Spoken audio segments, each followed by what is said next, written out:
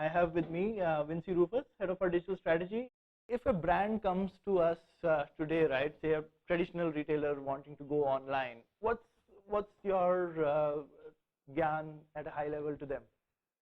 Yeah, so I think the one thing to understand is there is no one size fits all.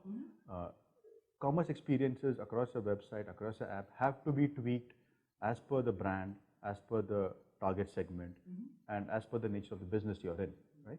So a fashion and apparel site behaves very differently from, say for example, a grocery site. On the one hand, where you have got just one product, two products in the cart.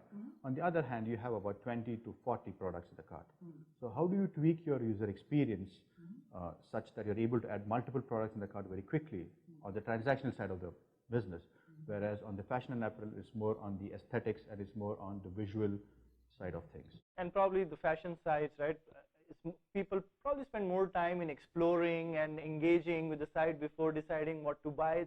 It's not a need-based buy. It's more about impulse shopping sometimes, etc. Right? And grocery is more about get in and get out of the site really quickly.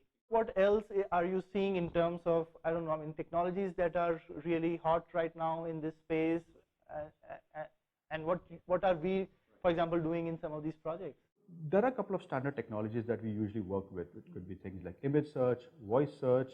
It could be even use of beacons. So they are being used across multiple products, but the way they are being used is fairly different. Just to give an example, on the grocery side, for example, we are trying to use voice search, but it is not about using voice to just go and search one item at a time, but you use the voice to create your shopping list, and then you just go and search for buy all this product in one single shot.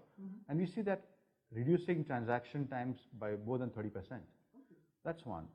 We're also working with beacons now, where where traditionally beacons have primarily been used to push notifications, offers, or tell them, hey, this is what this particular store offers or this floor offers.